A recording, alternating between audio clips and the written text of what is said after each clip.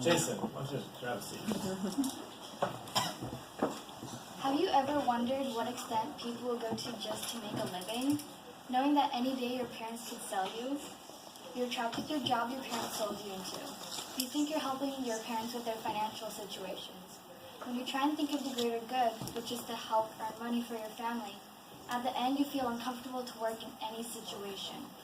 You're alone in a dark room, tortured, yelled, and raped. Your duty in that room is to obey and do whatever they say. You're scared, vulnerable, exposed emotionally and physically. In Cambodia, trafficking for sex is a big problem for young girls, which are mostly prepubescent. This problem is most known in the city Phnom Penh. In Cambodian brothels, the owners categorize girls into different prices.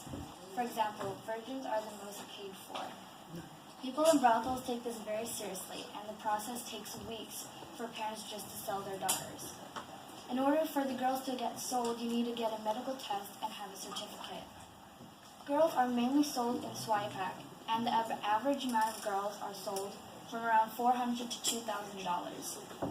In brothels, their security is very high, and corruption is also very high, and anybody will do anything just to make money. Not only is this statement true for the parents, but also for the police.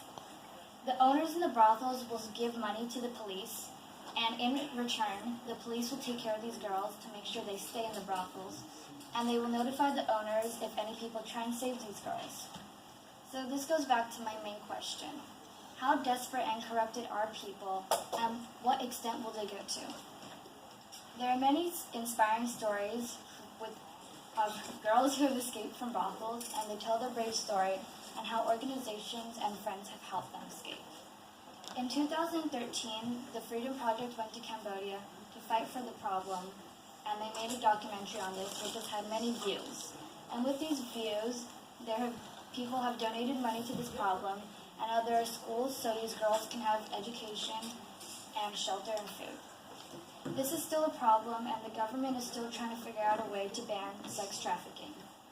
But hopefully this issue is solved for all the other girls who suffer and are ashamed of themselves because of these scarring events of Cambodian brothels.